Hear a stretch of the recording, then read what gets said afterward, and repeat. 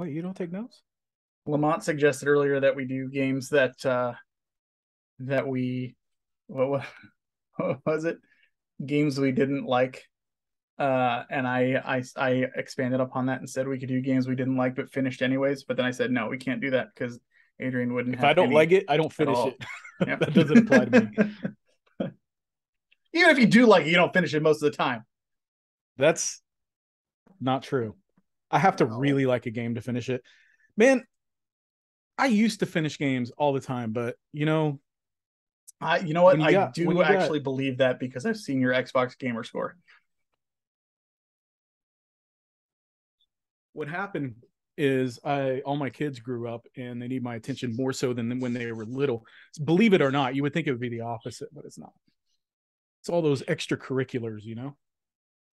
I don't have any kids that I know of. So Well, were you in any extracurriculars as a child? I played baseball for 6 years. There you go. That's an extracurricular. Oh, and just finished his baseball.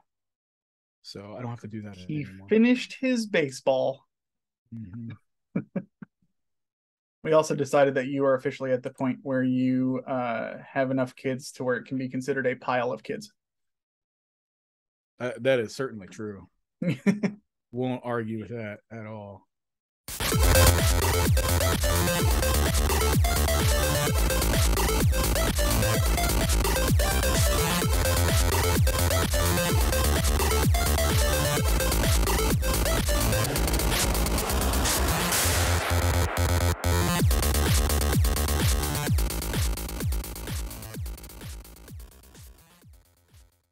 Hello.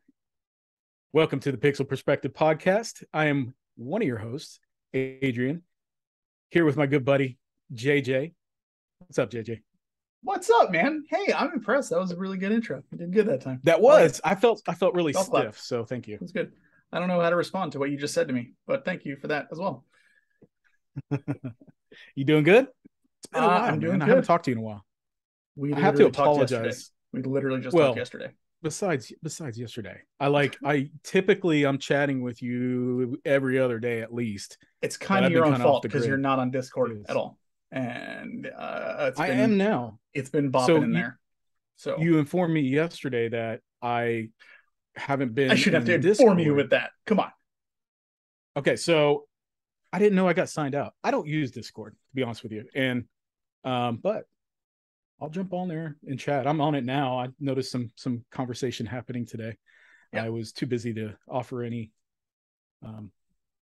suggestions or chat or whatever, but Yeah, I know. I definitely want to give a shout out to Lemming Stew and Tiffy Tastic.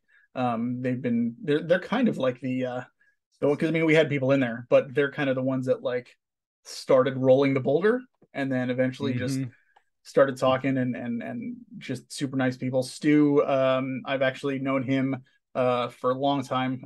He used to listen to Frozen North and then found us here. And then Tiffy's a fellow collector, and I actually bought a couple of games off of her through the Discord that she was showcasing. Cool. So yeah, pretty neat. Speaking of buying stuff, I want to give this other guy a shout out on eBay that gave me an amazing deal really quick, and then we'll get into our topic. But I have to like, this still blows my mind that this actually happened. So I know I've mentioned a few times before that I'm trying to get a complete run of Nintendo Power issues. I was down to needing 30 issues left. I was on there the other day and I was kind of looking around and I found two more that I wanted to get. So I bought both of those. One of them was from this seller, and I want to make sure I get his name right. It is all one word, Doc Nostalgia, DOCNOSTALGIA. One of the issues that I bought was from him. And so he sees that I, put the order in. He shoots me a message saying, hey, I have a whole bunch of other ones. If you want to look through and see if there's any more you want, I can cut you a deal. And I was like, yeah, I'll take a look. Sure. So I go to his page and I'm going down the list and I see them all. And there's literally 15 more issues that he has that I don't have. Problem is he had them all listed for, there were like 2 or 3 that were listed for like $35, and then the others were listed for like 22, 23 each, which I go by like market value, like averages and stuff like that. And I kind of like look to make sure I'm getting like a decent price on these things. So when I looked at that, I was like, oh man. And you had mentioned that what your first thought was, and that was exactly my first thought was. I looked at it, I was like, I bet he put these up there just to kind of throw some feelers out and see if anybody would make an offer on this stuff. Like he wasn't actually expecting to get this much for all these, because some of them were like, $5 issues, that kind of thing. And so I was like, I sent him a whole list of all the ones I wanted, and then I put next to it dollar amounts of each one, what I would like to pay for them. And I was like, I realize some of these are way lower than what you're asking, so I'm not gonna like get mad if you say no or anything like that. That's totally cool. It's your store. You do you need to do, man. It's not a big deal. Altogether, for with what he had posted on there, would have cost about $350, a little bit under. He ends up selling me all 15 issues for $165. And I was like completely blown away. Just absolutely like freaking like just made my mind just I was like, hell yeah, man. What do we need to do to make this happen? So he told me go ahead and put offers on all of them to add up to that amount. Well, I felt like a jerk because first he initially said like just do $11 an issue and it'll go up to 165 like that. Me, my dumbass, I go in there and I put the dollar amounts that I had quoted him on there for each one, like an idiot. And he's like, oh, it was 11 for each. I'm like, oh god, I'm so sorry, just cancel it. He's like, no, it's fine, it adds up to the same, it's not a big deal, whatever. On top of that, when I finally go to like finish placing the order and everything, it came out to 164 and not 165. So I shorted him $1. And so I sent him another message. I'm like, dude, I'm so sorry. If you have a PayPal, I'd be happy to send you $1. And he's like, I'm really not worried about it. It's not a big deal. So he was so cool about it. So nice. And I was like, man, I do this really tiny podcast. If it's okay with you, I'd love to just give your store a shout out and direct some people there, because I know we have a couple of collectors that listen. So now I am 13 issues short of having a complete run of Nintendo Power. And nice. The prices are going up like crazy. I was gonna say, like, issue number 1, I told people for years, like, it's not as expensive as you'd think. I got my issue number 1 for about $30. It was really nothing, and the highest I'd seen it go was like 50. It's like around 200 now, and that's like within the last couple of years. It's just crazy. And they're shooting up left and right. The more rare issues and that kind of thing are getting up there, and it's insane. So, but I'm super, super thankful for the deal, and he just couldn't have been nicer, even with my, dumbass math mistakes and not following directions. Just a really, really gracious person, and I go check him out there. He had a whole bunch of like other stuff, games and toys and other. If you're a Nintendo Power collector, he had a whole handful left as well. So just go check him out. Doc Nostalgic, really, really cool. So just want to say that. That is awesome. I was a little bit surprised that they were as expensive as you said. Like even $11 an issue to me for later issues is kind of high. But I don't know. I haven't been following these at all. Later issues are actually becoming more expensive than earlier ones at this point. That's crazy. Because that was when Nintendo Power was starting to wind down, because they didn't have as many subscribers, and so they didn't have a lot of issues that went out. I'm assuming that's what it was. That's what kind of what Stefan was saying when he was on the show. I don't know if you remember, because I had mentioned that I'm missing a handful still, and he was like, I'm guessing they're all in like the mid to high 200s, and I was like, yeah, and he's like, yeah, those are becoming way more expensive. Yeah. So it's crazy. Yeah, I'm excited for you. You're getting close. You're almost there. Also, I wanted to say really quick, sorry. Last thing, I swear to God, then I won't cut you off anymore.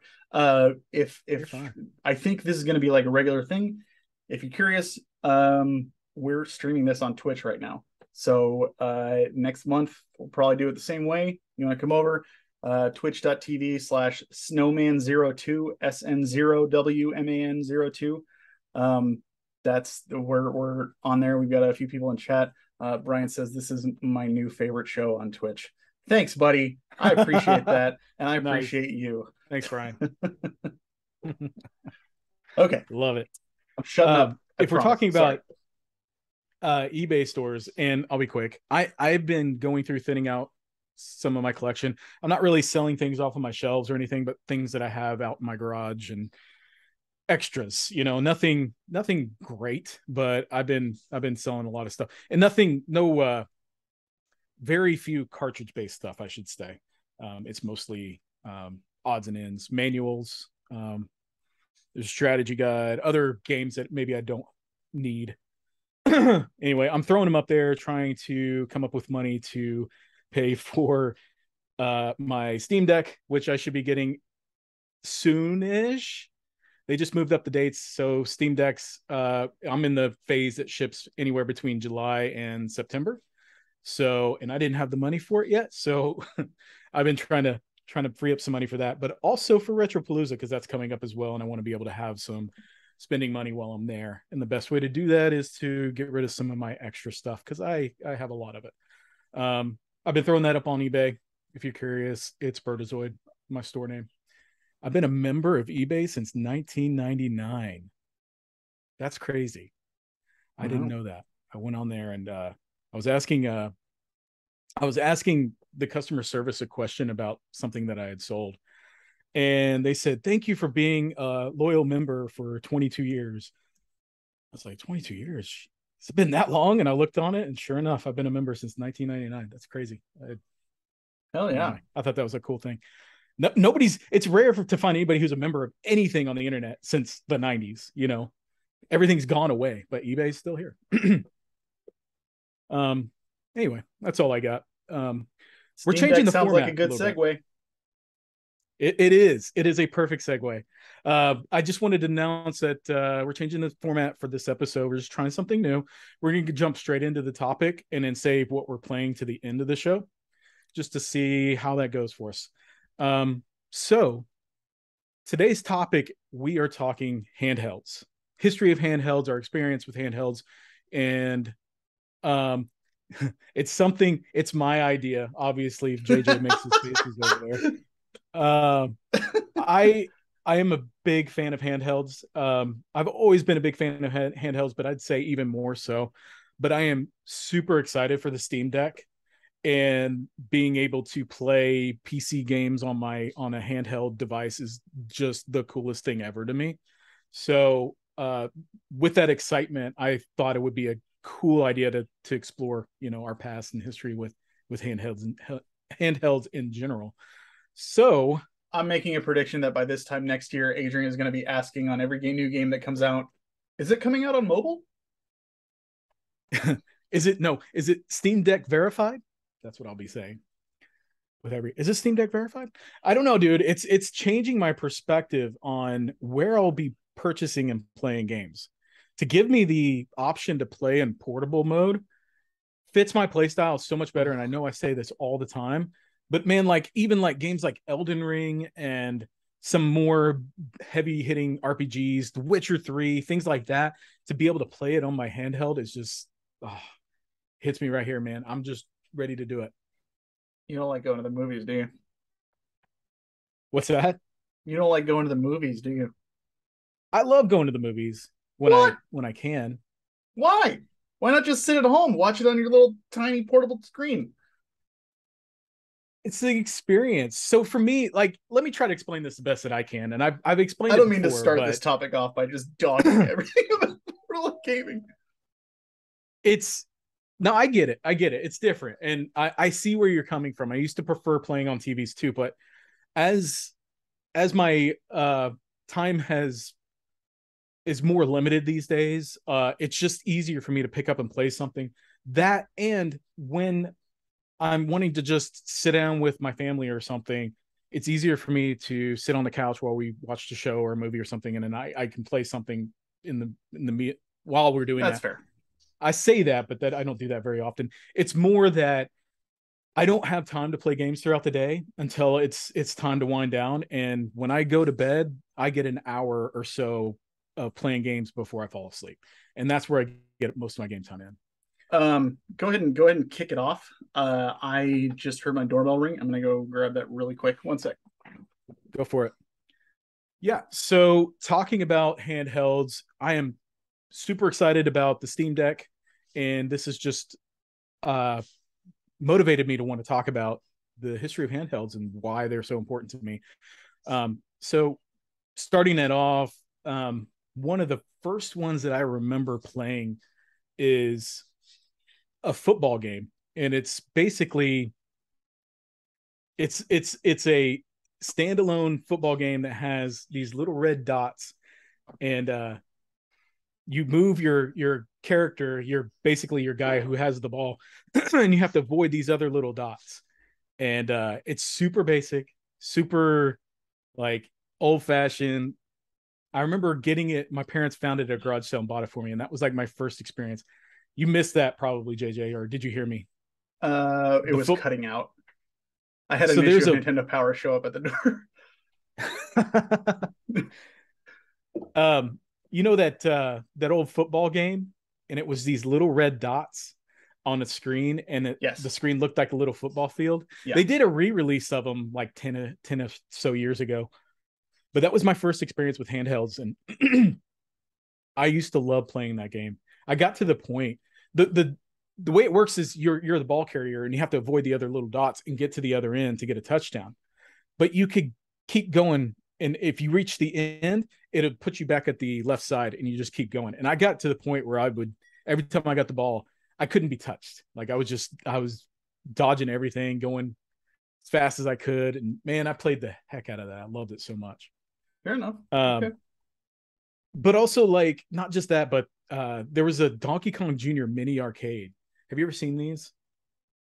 It's Uh, basically like a arcade's like this big. It's really, really small. It's like I a mean, not red from like machine. back in the day. I've seen like the newer ones that they made, the reproduction things that they make. It's I haven't seen these reproduced at all. They're pretty unique and obscure. But the way it would work is just a little arcade, had a little joystick, and it was like those Tiger LCD games where Yeah. um, it just lights up different parts of a screen that already has these different characters cut out of the screen, basically, and so Yeah. it simulates movement. And you just control Donkey Kong Jr. as he's going through, avoiding all these obstacles and collecting keys to unlock his father, Donkey Kong. But the cool thing I remember about that was the sound effects, and the top of it, the way that it got light was from natural light or light bulbs, and it would shine down. There's a window on the top of it, plastic window, and that light coming through that window would produce the light that you would see on the machine. It was really cool. And I remember just playing with that and covering up that light, and then you couldn't see anything. And you take it off, and then you see it again, and I loved it. It was fun. I would actually love to find another one of those for my collection. I haven't seen one since. I've looked on eBay. They're like 100-ish, but I just haven't pulled the trigger on it. It looks like Detway is on your side. He says his Switch has never been docked. Mm, I rarely dock mine. Rarely dock mine. I I did only dock have it mine for docked. Xenoblade Chronicles 3 just a little bit, and I found that it plays better for me, especially on my OLED Switch. Looks beautiful on that little screen, so I play it on that. I think it runs a little better You're too, actually not honestly. the first person I've heard say that it runs really well with the OLED. I've been hearing It that, it but didn't I never play it in handheld, so when I played it on the TV, and I don't know if you've noticed this, it's got like artifacting or something. It's like it looks a little bit blurry or fuzzy. It's not crisp. It's kind of odd. uh no, I know what you're talking about. Yeah, it's not like ain't no PlayStation 5. We'll just put it Right, that way. right. But it runs more than enough for me to play. I don't really care that much about the small stuff like that. As long as it plays and it runs and it's not like killing me, then Yeah, I'm fine with it. It doesn't bother me at all. it bothered me enough that I don't think I'll play it that way again unless it just I feel like it. I don't know. There's no reason. It looks better to me on that smaller screen, and I feel like it just runs better. But does What it are your some? sound better? No. If you're wearing headphones, it sounds fine. Oh God. They did unlock the feature to let you have Bluetooth See, but I play like earphones. Xenoblade. I've been playing for like 6, 7 hour stretches, and I could not have headphones in for that Oh, long. I There's no I way. agree with you. Yeah, no, I couldn't do that either. But that's probably another reason why handheld fits me is I rarely, if ever, have a gaming session last longer than 2, maybe 3 hours. And then you put the game away and never touch it again. Detway says Switch on a 65-inch 4K. Yuck. That doesn't Yeah, surprise I me, agree. but I I agree. like it. It is fine with me. What are your early pre Game Boy memories of any handheld devices, if any? Pre Game Boy, Pre Game Boy. Tiger. That's about it. Yeah, Um, yeah. yeah, it was handhelds were it was always Nintendo to start out with, NES, just the original. And then when Game Boy came out, it was cool. Quite frankly, when Game Boy came out, the Game Light was like the coolest thing in the world. So it was like, you can play in the dark now. It's awesome because you have the light attached to the top of it. It was so cool. I'm old, I realize that, but it was the coolest thing in the world because the original Game Boy didn't light up at all. I still have mine, which Right. is I love that thing. Um, but I Tiger handhelds were about it. And Mm-hmm. to be honest with you, I'm not even sure that I played those before I played Game Boy. I think Game Boy may have been my first portable Really? gaming system. I were Tiger systems even out before the Game Boy? I Because I know I they were don't. big in like the late '80s and early '90s. Yeah, I want to say that if they were before the Game Boy, it was very soon before. Like I remember them coming out relatively similar at at the same time. Yeah, But I do remember the Game and Watch. Not the little. They were actually watches. Like I remember kids at my school having a little watch that you could play like Nintendo games on. I don't remember much about them, but I do remember thinking that's the coolest damn thing I'd ever seen. It's looking back at it now, it probably is super cheesy and probably hugely unplayable, but I thought it was a cool thing, yeah. having never seen anything like that before. So I mean that honestly is like that is a good representation of why I am not like I will never consider myself to be a portable gamer. I will never consider myself to be somebody who like looks at portable gaming before I look at like a big screen TV because I do not get immersed when I'm looking at a tiny little screen Oh, and I've I got do. like nothing. It's just like if I'm looking at a giant massive screen, I feel like it's surrounding me. It's like watching a movie in a movie theater. I feel like it's Mm-hmm. like I'm there. Like it just everything feels bigger and better on there. Whereas if I've got this tiny little screen, it's like I look at it and I'm like, oh, that's neat, that's cool. It's honestly portable gaming a lot like those old Tiger handhelds to me. Like I look at them and they're fun and they're neat, and it's like, oh, hey, you can play Street Fighter on this thing. It's like a cheaper version of the cool version, and that's how Mm-hmm. portable gaming in general is comparatively to like playing on a big screen or even playing on a PC. I'd rather play on a PC because everything is just so much like, especially my dual monitor setup. I've got it's surrounding me. I feel like I'm there. That 100% makes sense and is exact opposite for me. I can't, it's hard for me to get immersed in a TV game because there's so much going on around me. It's very loud in my house. It's quiet right now because I'm able to quiet it down for the podcast, but it's with a big family, the kids are loud, even watching movies is impossible. I don't watch movies very often or watch TV shows because there's always something going on and it distracts me from that.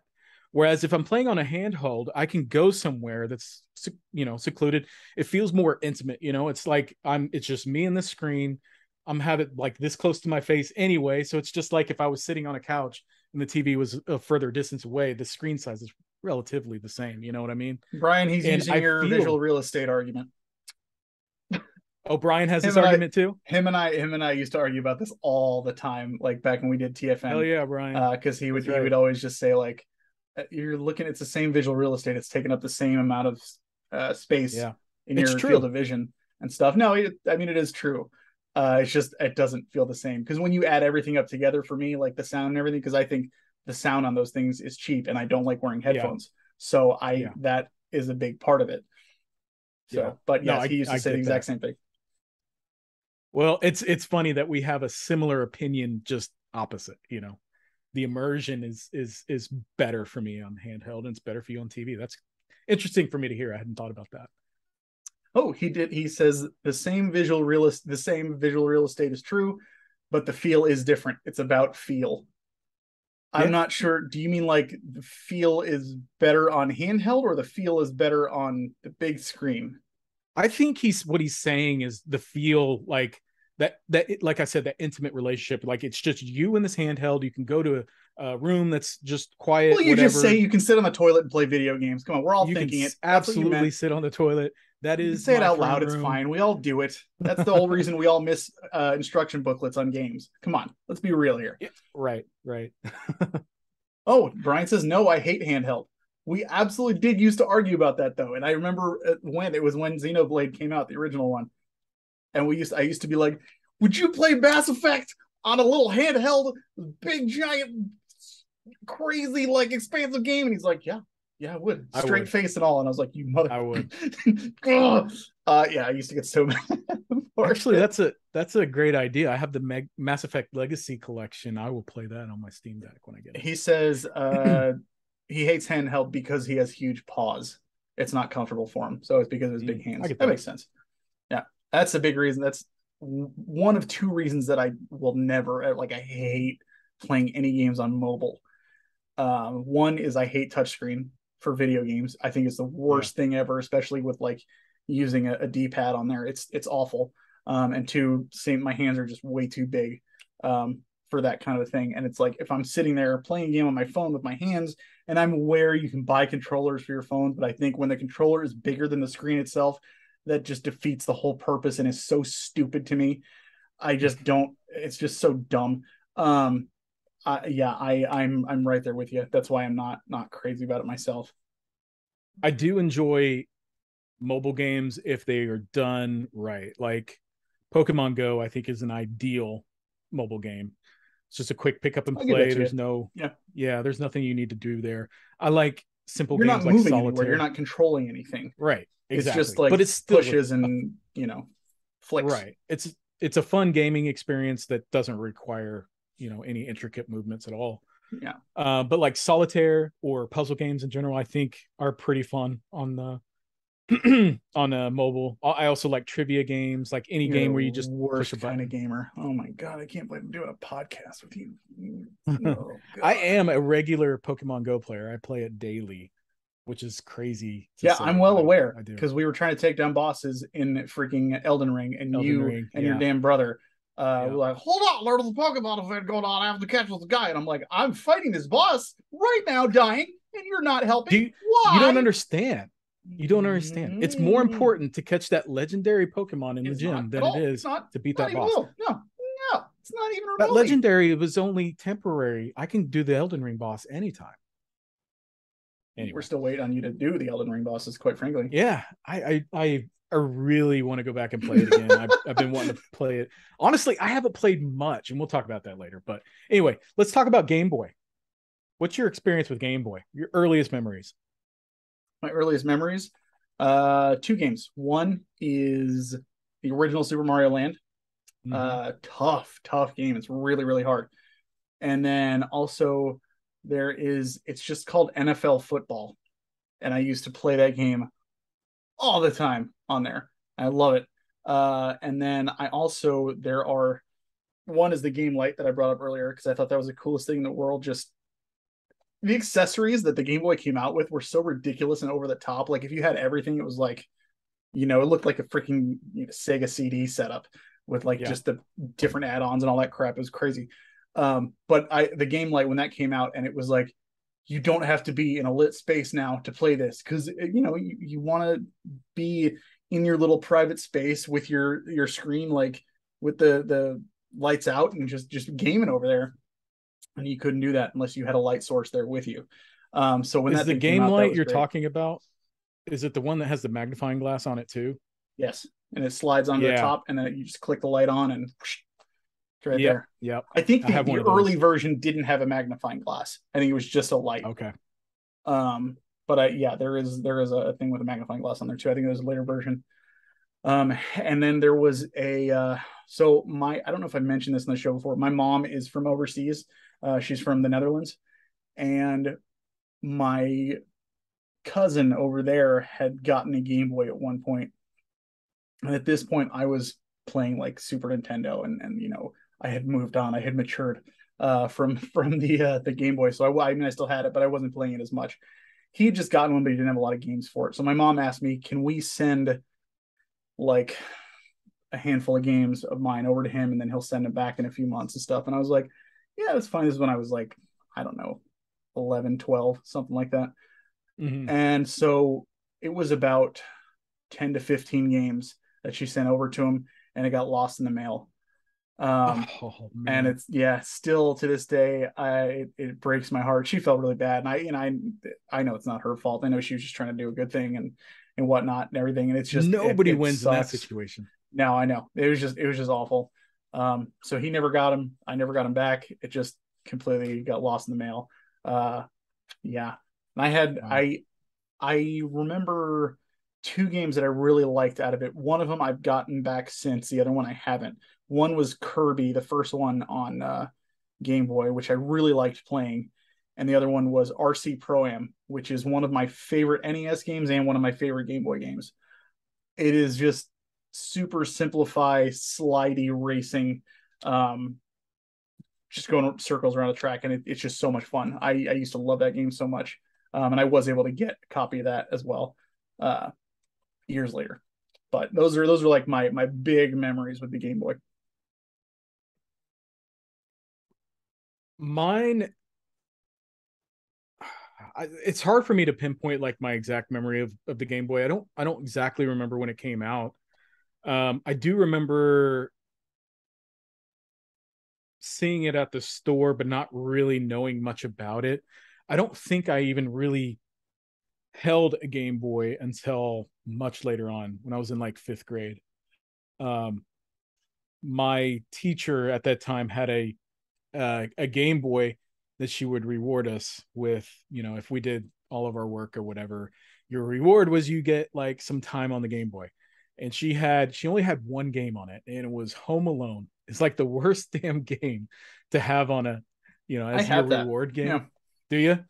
Mm-hmm. But I have so much nostalgia for that game because the class, I mean, we would every time we got a turn, we would try to get further than anybody else, and we would talk about how far we got, and then we would discuss how to get to that point, like what items you have to find and where they are and all this stuff. It became like a class uh discussion project, and it, Like it, you were it was a working on lot it of fun. together. Yeah. That's neat. Yeah, That's cool. it was a very unique experience, and it's something that that game is always nostalgic to me because of that. I don't Yeah. own it, surprisingly. I need to get it. It's a cheap game, so I just Yeah. haven't seen it.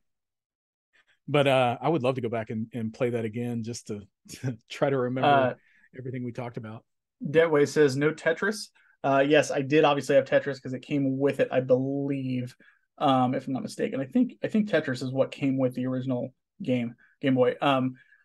I love Tetris. Don't get me wrong, and I used to play it on the Game Boy every now and then, but on NES was where I really played Tetris a lot more. And that's because my grandfather and my step grandmother both played the hell out of Tetris and Dr. Mario on the NES. So it was more an Nice. NES game for me than it was a Game Boy game, but I did have it. I still have it. Yeah. Yeah. A friend of mine had it as well. And he had Mario and he had Tetris. And those are the two that we would play the most. And that was probably around that same time. I'm almost I was positive it always came with it. fascinated.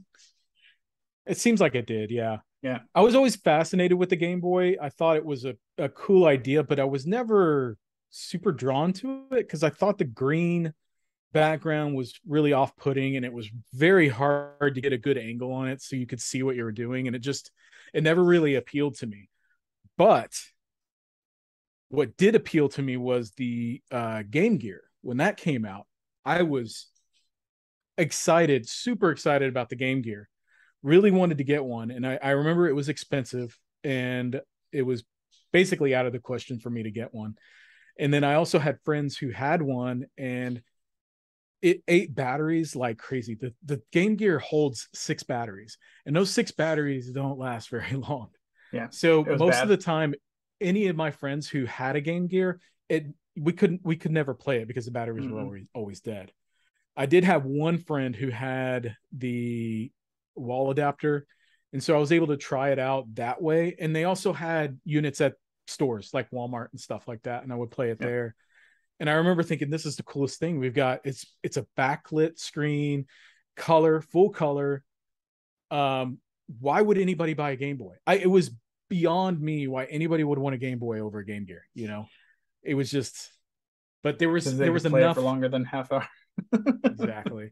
And I didn't realize that at the time. I learned that a little bit later, probably when the Game Boy Color came out, was when I tried figured that out. But I was still just I was enamored It was very with that cool. Game Gear. I was at the airport one time when I was young and I had my Game Boy there, and there was this lady. She was honestly probably in her 60s, who had a Game Gear sitting in the waiting area. We were all waiting for the flight, and I was 9, 10 at the time, something like that. And she saw that I was playing it, and she saw that I had looked over and seen her screen. I was like, oh, it's so cool, and like I was kind of like, I had mine in my hand, but I was looking at hers, and she just really, really nice lady. She was just like, do you want to trade for a little bit? And I was like, yeah, Oh, nice. please, yeah, sure. So she let me use her Game Gear, and then she used my Game Boy for a little bit, and I played for like 45 minutes, and batteries were dead. And so I had to give her back her dead console, and she gave me Oh back my no. Game Boy, and I get to keep playing. And she's just like sitting there, not much she can do unless she goes and buys new batteries. I don't remember if she did or not, but I remember returning her console dead as a doornail back to her. So yeah, Oh, that sucks. but I mean Hopefully that she was had a nature of spare the beast at the batteries. time. Right. Yeah, Well, I don't have any experience with these at all, but I do now. Like I've played some of these, and they are cool that they came out around the same time as the Game Boy. But one is the Turbo Express. Are you familiar with this? never even heard of it. So it is a handheld TurboGrafx system, basically. Mm. And the cool thing about this system is that it plays the same game cards that your TurboGrafx 16 would play. Oh, that's cool. So you didn't have another set of games. And that to me, like, first of all, Turbo Express was not something that was popular in my area, like at all. And Mm. I don't know anybody. I had never even heard of a TurboGrafx until around the time when the Wii came out and they were putting Wii TurboGrafx 16 virtual console games on the Wii. And I was like, what in the world is that? And that's when I learned about the TurboGrafx. But My cousin that had them was growing a up. Oh, really? Yeah, I had Yeah. never heard of one, never seen one, nothing. So after I learned about it, I became really fascinated with the TurboGrafx and how it worked. And I learned about the Turbo Express and the fact that you could play these games, the same games on a handheld system.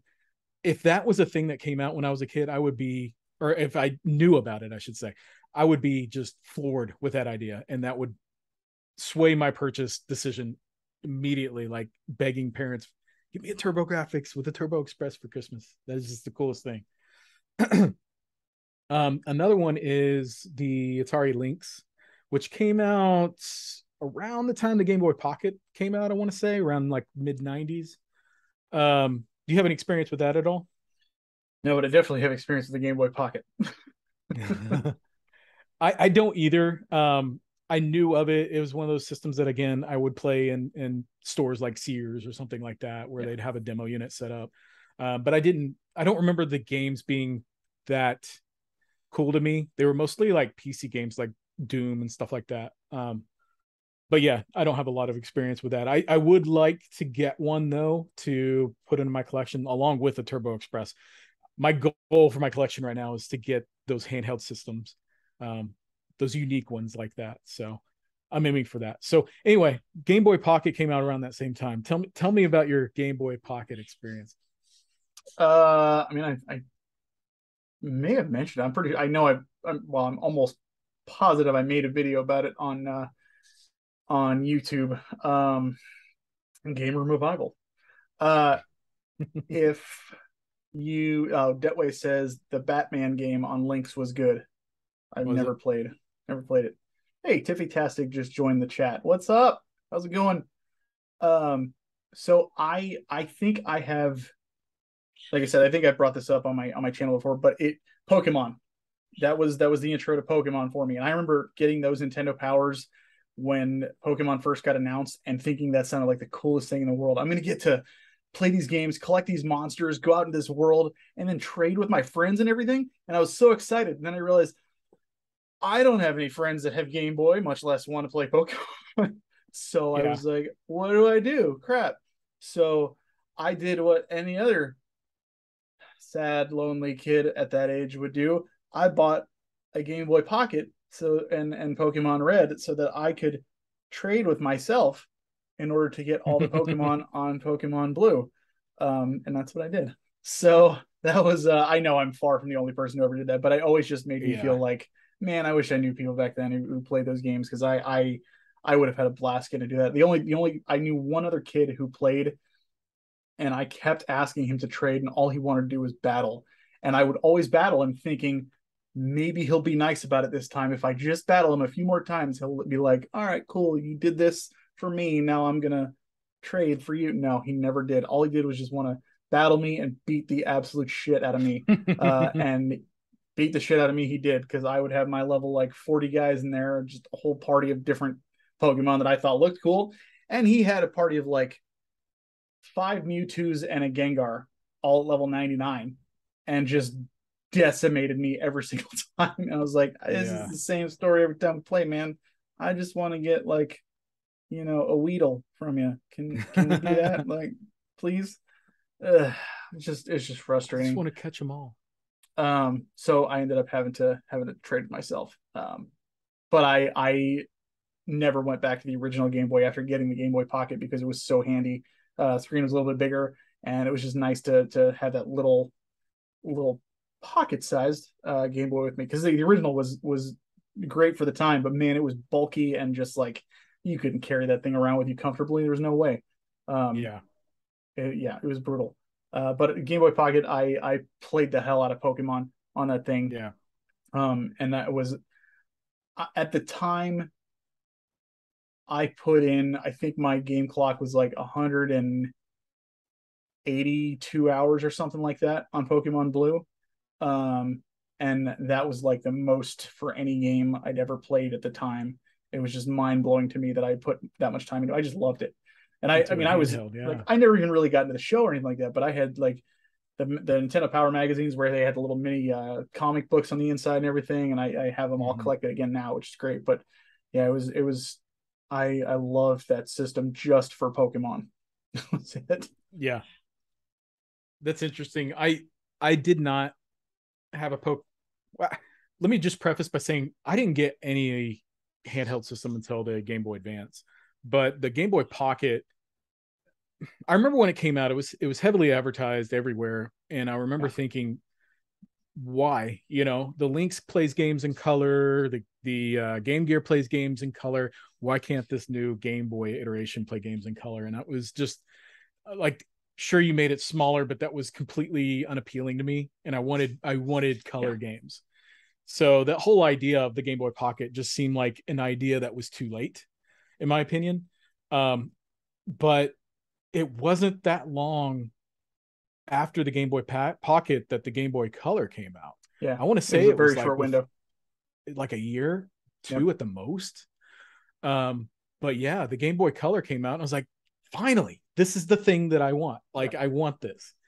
And I remember going to a camping trip with my parents, and they had some of their friends there, and their kids had a Game Boy Color with the Pokemon games. And my experience was the same as yours. I was watching them play it. I was like, this is incredible. Like, I want to play this game. This is the most fascinating thing to me, to go out and collect Pokemon. I just fell in love with the concept, and I'm seeing them still in love play with it. the concept, to be Oh, me honest too. with you. Me too. Oh, I love it. Absolutely. But watching it on this color screen, I was impressed, and I was like, now's the time for me to get in on a Game Boy.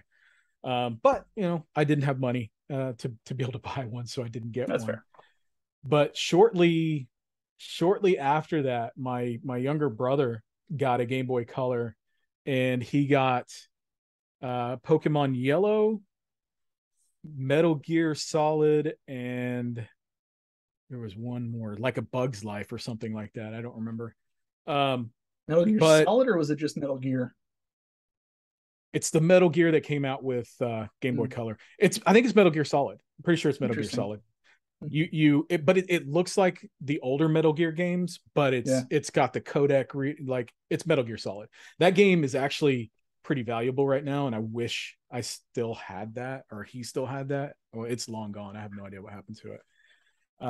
But Tiffy says her first was Game Boy, and Game Boy Color one was secondhand. Yeah, I mean, I think when we were all younger at that point, the best chance we had of getting most of those things was like getting a used one from somebody we knew, or like a family right. member or something like that. Um, Well, and my very parents, I rarely did remember I get new talking stuff. to them about getting a handheld, and they didn't want to. First of all, they didn't want to buy a bunch of batteries.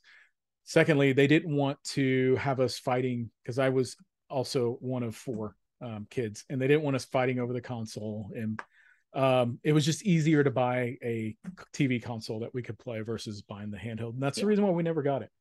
But my Detway my Detway rubbing it in our faces says it's Metal Gear Solid. Glad I got it. So he has it. oh, nice, nice. Of course he does. I had a lot of Anytime good I hear a memories with game, that. I just assume you already have it, dude. It's probably Mhm. not a disclaimer you need to list on there. If I hear a game, I just assume you already have it. Come on, come on. Metal Gear Solid was a lot of fun, actually. I played that quite a bit when he had it. Um, but also like I had to wait for when he was done playing it so I could play it, and I played a little bit of not Game Boy, Pokemon Yellow, but not enough. It was still his system, so I didn't get to play it as much as I would like.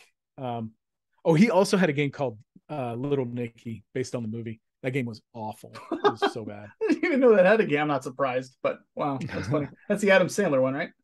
Yeah, yeah. Yeah. Wow, interesting. Hmm.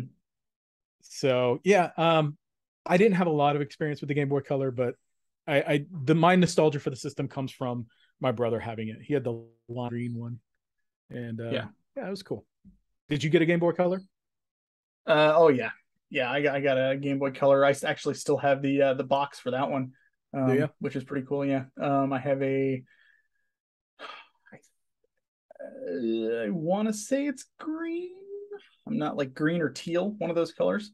Tiffy, I'm an only child as well. So yeah, I got spoiled, but believe me, if my parents could get something used, that was the way to go. Not that I faulted them for it. It's just the way it was. But yeah, I don't remember too much about um playing the Game Boy Color that much, other than I played a lot of original Game Boy games on it. Yeah. Um, I don't really remember too many Game Boy Color specific games that I played that I was really into. Like later on, I got uh, the Dragon Quest games for Game Boy on there. And then obviously the Final Fantasy games, although those weren't Game Boy Color, those were original Game Boy, but I played those on Game Boy Color. Um, it was because I mean it's still like it colorified those games. It would like It add a did. layer of color to them, but it wasn't like I always thought that was so cool. it, it was neat, but it wasn't like you're not getting like super ultra detailed because they weren't designed to Right. be in color. But it was a neat feature that they could do that with. I meant to mention this earlier. One of the games that I lost that went overseas that I have always wanted back and still have not found this day is Alleyway on the original Game Boy. I love Is that that game bowling? so much. It is what's the game that is I think it's on NES where you're like going back and forth with the line on the bottom of the screen, the ball bounces and then hits the bricks up top. Is Oh, that Picross? no, Arkanoid, Arkanoid, where you're something like breaking that. blocks.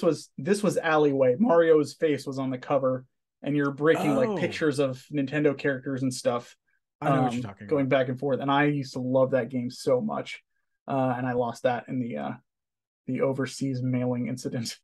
Uh, yeah, but and that's one that I have not been able to get a hold of since. So, um, yeah, I'll probably be on the lookout for something like that at Retropalooza this year. See, So I got you interested in finding some old Game Boy games you lost, your long I lost was games. trying to find Game Boy games last time we went. Remember? Because I finally Not got my six golden not coins, all and I was these really other excited ones. about that. Yeah, but Yeah. I honestly don't remember most of them that I lost. Kirby and Alleyway were the two main ones, and I lost Yeah. RC Pro Am, but I was able to get that back again. So yeah, I'm impressed that you had 15 games on the Game Boy back that then. wasn't even all of That's them. I think I had like 20, 25 total at the wow. time because I obviously kept a handful of myself. Yeah. Yeah,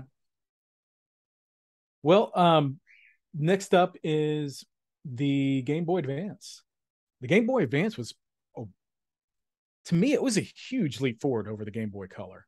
The Game Boy Color just seemed like a Game Boy that was slightly improved, with color. But I think the Game Boy Advance is what really, really sparked my interest in handheld gaming and made me yeah, like, I want this. Luckily enough for me, when the Game Boy Advance came out, I was an adult and I was working a job and I could pay, I could buy one. So I remember buying Game Boy. I was working at Walmart at the time, so I was able to get my discount there, and it was like my 10% discount, but I was still able to get it. And I got the old Taco Game Boy Advance. It was silver, I want to say, and it had, or I had bought Breath of Fire 2 on it, and I think I bought like, yeah. actually, I think that's all I bought when I bought it originally. And I later on I got like Pokemon Green, Leaf Green, and some other games, like some of the Castlevania games. But the one I remember playing the most was definitely Breath of Fire 2. I thought, I remember that it was a game on the Super Nintendo that I never got to play since I never had a Super Nintendo, and it was an RPG that I was always interested in playing. And I felt like they did a really good job porting that game over to the Game Boy Advance. Having not experienced the Super Nintendo version, I was pretty impressed with the way that game played and looked and felt, and the animations looked gorgeous on the system. It was good. But I didn't have a whole lot of money to buy a ton of games, but I did buy like Castlevania, the first Castlevania that came out on that system, which I think was Portrait of Ruin. No, that was DS. What is it? Do you remember? No, I have no idea. I just beat it. I just beat it. So on the Switch, you know how they re-released the Game Boy Castlevanias? Yeah. Um, I That's one of the things when we get into what we've been playing. I finished the first game that came out on the Game Boy See, now I know you're lying. You Advance. didn't finish a game. Come on. I finished it. 100% finished it. That game is hard. Brutally hard. Like, it is. I had to use rewind features to get through that game, let's just say. I don't know how That's anybody fair. could have beaten that game without it. It is very tough. Super fun though. I mean, it's a very loyal Symphony of the Night, clone. I would say great game, That but also sounds like Leaf me Green with Red was Metroid fantastic. on NES. There was no way I would have beaten that without rewind. Yeah, It was brutally tough. yeah, yeah. That should be the next one for me to play. I love those Metroidvania games, dude. That's like Circle of my Moon. favorite style of game. Circle of Moon. That sounds right. Yeah, That's what Detway yeah. says. Couple of other comments. Tiffy says one day she'd like to go to Retropalooza. If you get the chance, it is a lot of fun. That's where It Adrian is. and I met for the first time in person, and we had a blast just hanging out, and I got to try a bunch of new restaurants because they are not You're boring like welcome. me. It was great. Yeah, we had a blast, and I mean, game prices are obviously going up no matter where you look, but going to places like that, yes, these people are going there to make a profit off their games, but a lot of them are more willing to strike deals with you, especially if you get like, you buy Multiples. bundles. Yeah, Um, yeah. it's and quite frankly, it's just a really good time. Even if you don't go and don't buy anything, it's just fun to go and just hang out with people that you may have only Right. spoken to online, and everybody's there for games, so it's really fun to just sit there and bullshit with people and have fun that way. If you get the chance, definitely take it and go. Because Adrian and I are there every year. Well, last year we didn't go because of COVID, but um, every other year since we met, which is what, 4 years now, something like that we've been going. So I think we've been Something like three that. times, 2 or 3 times. Yeah. Um, and then Detway also says his favorite handheld is the Game Boy Advance. I can't argue with that. The Game Boy Advance is a great system. But It not to is. segue too far off the topic here. Um, Retropalooza is going to be fun this year. I don't think I plan on buying much.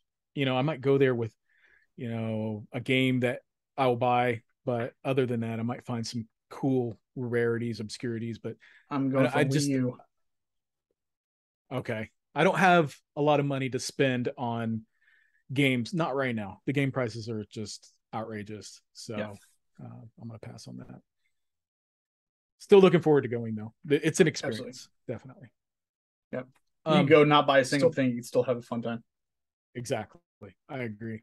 And you'll see some things that maybe you forgot about too. Some things from your childhood, or even fairly recently that maybe that you forgot about. That's the One other of my cool thing favorite about going. aspects is the Barcade that we all go to, where you Yeah, just go and they that have which the. closed down, by the way.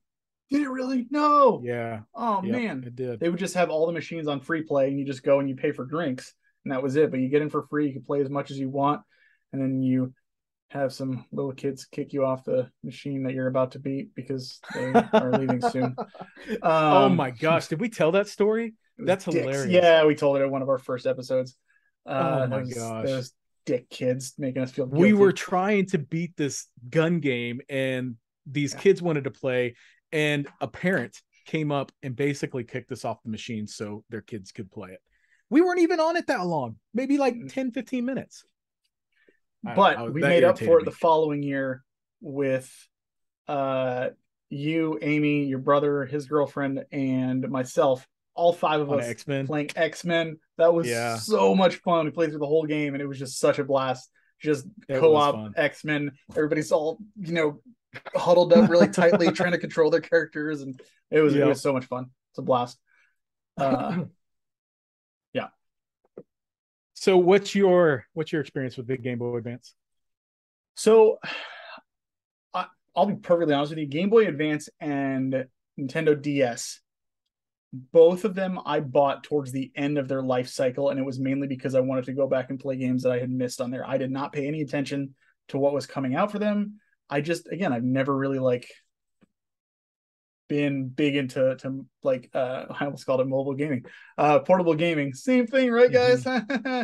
guys? I just never I never really followed it that closely unless it was Pokemon related. But even then, when the later games came out for Pokemon, I was still just like, you know what? I've still got my old ones. I'm still playing those occasionally, so I'm not really worried about getting the new ones. It is what it is. So it wasn't until way later on. But honestly, one of the first games that I remember playing for Game Boy Advance was, like you said, Breath of Fire 2. I thought it was a wonderful Really? port. Yeah. I thought it was a really, really wonderful port of that game. It's excellent on there. I also again kept playing my older games. I love backwards compatibility, so I still, Mm-hmm. to have something that all in one. That's what is so frustrating about Nintendo, is they don't do that as much as they used to, especially with their portable Mm-hmm. systems. That backwards compatibility. But I loved the Dragon Ball Legacy of Goku games. I played the hell Yeah. out of those as well. Yeah. Um, and that's just me being a big Dragon Ball fan. Wunani says co-op X-Man is best men. Yes, I it agree. is. I It agree. is a wonderful game to play with people if you got it. But I'm trying to think. It's Game Boy Advance is one of those systems that I'm trying to catch up on because there are so many amazing games for it. I was Yeah. really like, me, I was going for all those Battle Network games for a while, Yeah. and then now they announced it for the Switch, and I've kind of like pulled back on even looking for those because I'm like, I'm gonna have an opportunity to play on the Switch anyways because Right. I am the worst kind of collector because I collect to play, and if I have an easier way to play something, and the other way is stupid expensive or hard to find, I'm more apt to just say screw it. If I find it for I agree. cheap, pick it up, but I've got a much better. I can still play it on this. Um, Unless it's got like unless it's a series that I just love and I just have to if have it's a it for Final the Fantasy or sake of something having like it. that, yeah. Yeah. Which I Yeah. am so happy that I have Final Fantasy Legend 1, 2, 3, and Adventure all complete in box on the original Game Boy. That's It cool. is, I love it. Uh, yeah. There's not like a ton. Final Fantasy Tactics Advance, when that first came out, I put a lot of time into that. My roommate at the time, him and I played the crap out of. Actually, I think he's in our Discord channel. Yeah, Pawn. If you see Pawn in Discord, he's my old roommate. Him and I played Tactics Advance like crazy back in the day when that came out.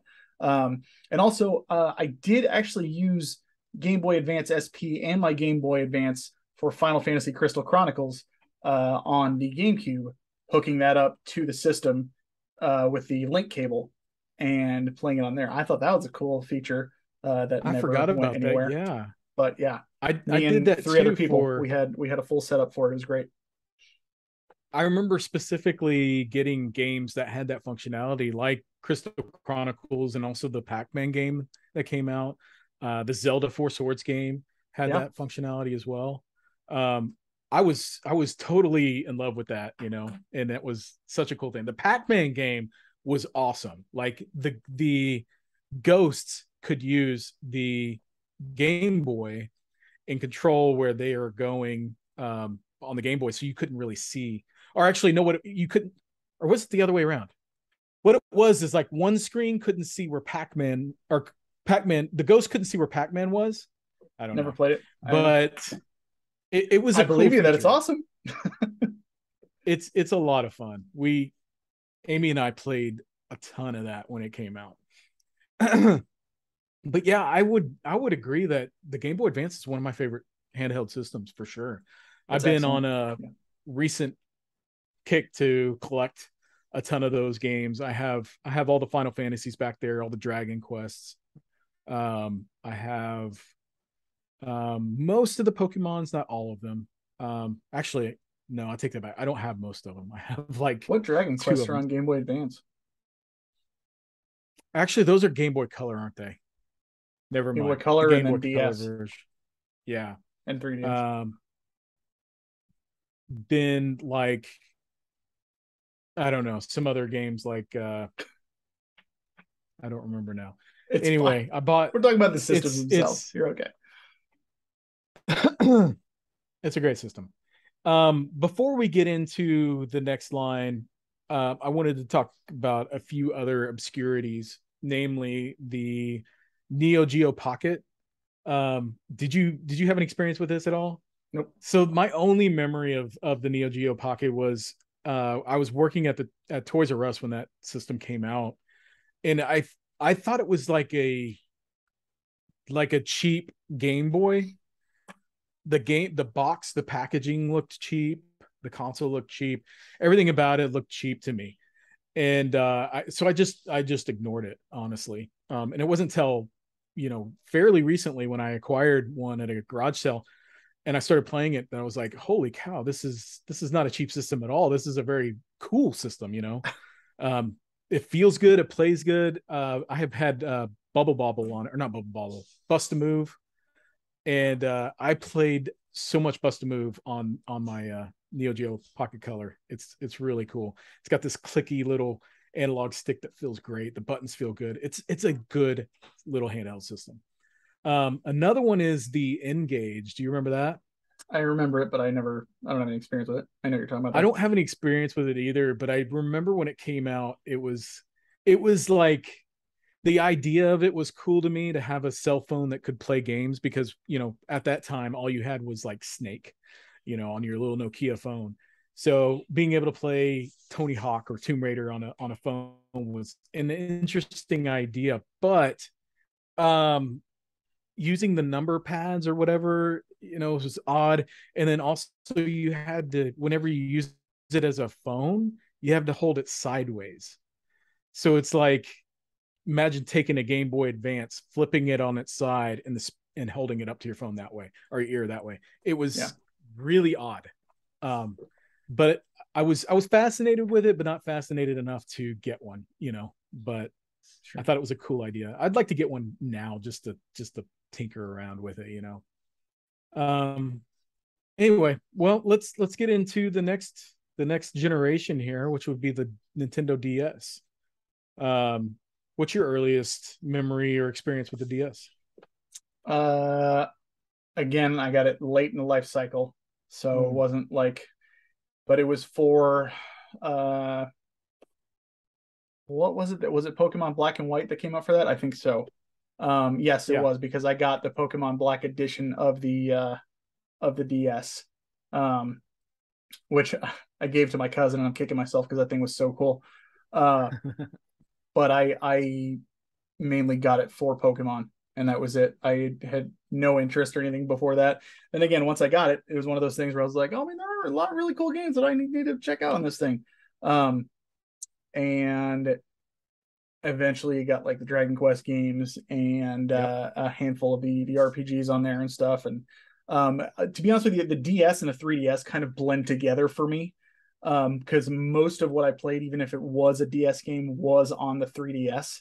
So honestly, in a lot of cases, I couldn't even like. I could tell you I remember playing a game, but then unless I go look it up, I won't even remember if it's like a 3DS or a DS game on there. Because the 3DS I That makes did sense. get right at launch, Yeah. because I thought it sounded so cool. But the DS, no, I didn't have very long, and it was literally just a Pokemon machine for me. That was it. It's Portable kind of gaming in the general was Pokemon related Pokemon. for the bulk of my like growing up and portable gaming stuff. Yeah, I don't think you're alone in that. But I remember being super hyped for the DS when it was announced. And I remember from announcement to the point that it actually came out was not that long, like maybe a few months.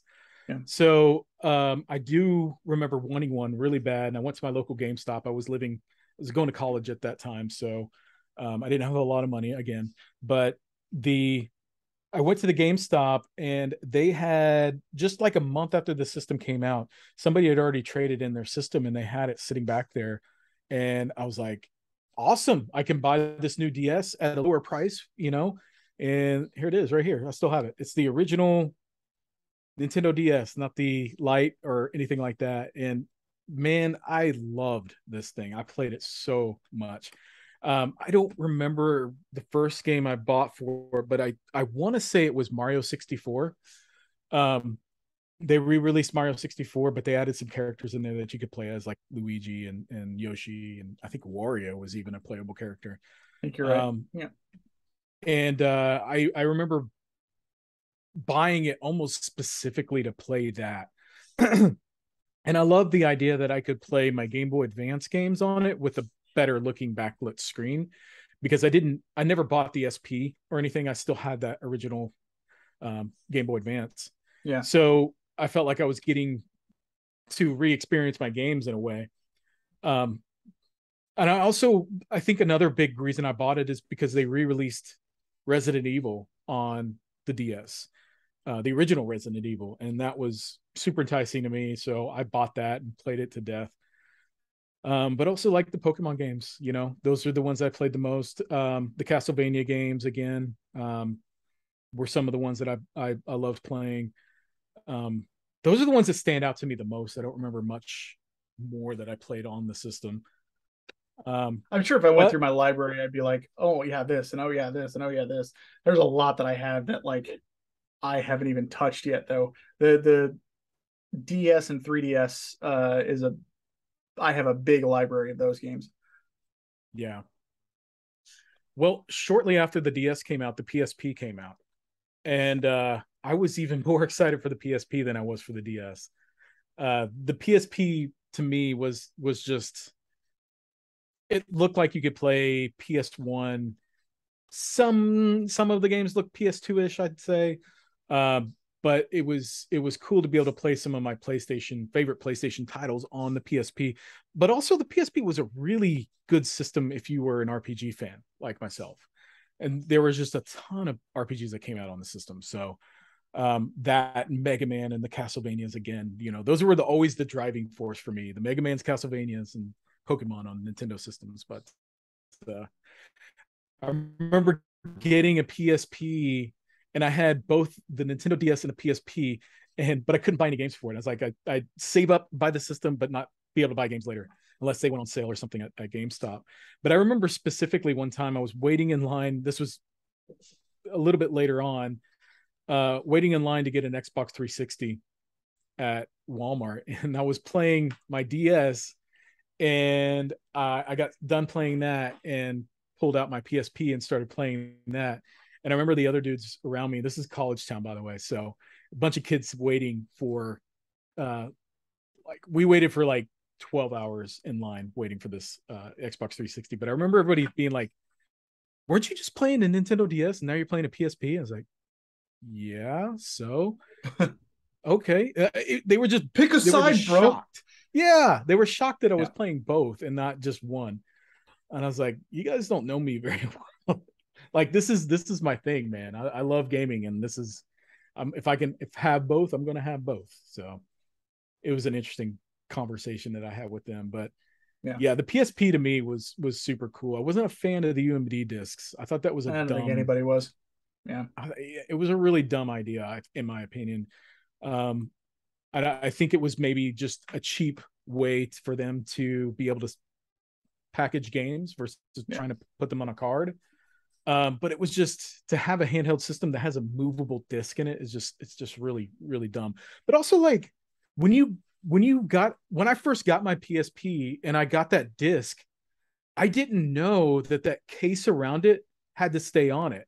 And so I was thinking like, how do I get the disc out of this thing? And then um, I think I ended up having to go online to figure out how to work the damn thing because it just didn't make sense to me. Um, I don't know. I don't think I'm alone in that, but that's definitely a problem that I had with the PSP originally.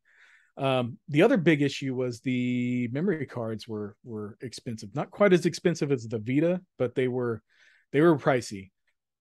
So that kind of limited my options with getting digital games as well because I couldn't, Yeah. you know, buy the you buy one of these little memory cards, you could store maybe a handful of games on them, and that's about If it. that, I still have a really tiny one in mine. Yeah. Yeah. Did you ever have a PSP? I did. I actually didn't pick it up till way later though. I actually got a Vita before I got a PSP. Oh Um, wow. yeah, I only picked it up because I saw it really cheap on eBay, and I was like, you know what, I'll get one. And what actually made me want to get it was Crisis Core, Mm, and this was years after Crisis Core had come out, and I didn't finish Crisis Core till way later after that anyway. But I didn't. Hey, look, there's a cat. I hey, look. didn't get the PSP until quite a bit after I had my Vita, and I knew nothing about the RPGs on that system at all until down the line. And, part of that was, I eventually I got like the Legend of Heroes games and Mm-hmm. the Popol Croix and a handful of those RPGs and stuff because there are quite a few on there. Yeah. But it's like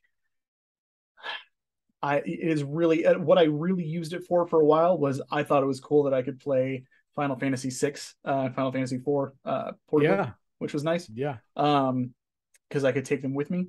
And my tradition of Christmas morning playing Final Fantasy VI for a couple hours, I do that every year.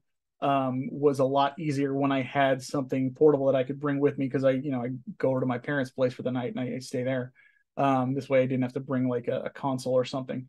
Now I still don't even bring the portable thing. I just bring my SNES Classic and just hook it up over there because I still like prefer playing on the TV. Uh, but yeah, I don't have a ton of memories with the PSP. I didn't really do much with it. It's cool. I just don't have a lot of experience with it. Mm-hmm. Again, another one of those things where it's just not a portable gamer first and foremost. Deadway says PSP was awesome. It Tiffy was. says she I agree. misses her PSP. That sucks. Crisis Core is amazing. I really liked the story, the gameplay. I wasn't super crazy about the slot machine stuff, but I did like the story, and I like Zach as a character. So I had fun with that game. Adrian did not at all. No, I He don't calls like it the game. Crisis I want Core. to like it. I really do. I just don't. Um, the the games that I remember playing the most, besides the one I already mentioned, was um they had a SOCOM game. They had several SOCOM games on there, but Mm-hmm. you could play SOCOM online, and that to me was the coolest thing ever. That I could play multiplayer games on my handheld system. So I went as far as getting the game. I had a headset that plugged into it, and you could sit there and play online with other people, just like I was playing SOCOM on PS2. It was the coolest thing, and I did that quite a bit. But I also remember getting Loco Roco. Loco Roco was such a fun little game. I love the music in that game, and I would play the heck out of that. Uh, then there was another one that I'm not remembering, but man, I loved it. I did some like hacking and stuff on my PSP a little bit later on, and try to add other games and try to figure out how to add additional storage to it and things like that. And the PSP was a really, really fun system. I enjoyed it. Tiffy says, I wonder if I should try to find a decent priced PSP. I will say, I don't know how much the consoles themselves are going for. I'm really not sure. I think a lot of them are like having to be refurbished because they're kind of like, from what I've seen, falling apart over the years. I Um, would I would say I would argue that they're not. Like I've seen it's rare that I find one that's not working, I'm but not I saying they would don't say work. like I just mean like they have to be fixed up and that they get put back on sale. Like they were just like something was wrong at one point, like the back door falls off or something like that. yeah, Like one of the newer biggest ones problems are tough to find. one of the biggest problems I noticed with PSPs is the battery needs to be replaced. Yeah. That's usually the first thing that goes in my experience with buying used PSPs later on in life. But I would suggest instead of getting a PSP, get a Vita.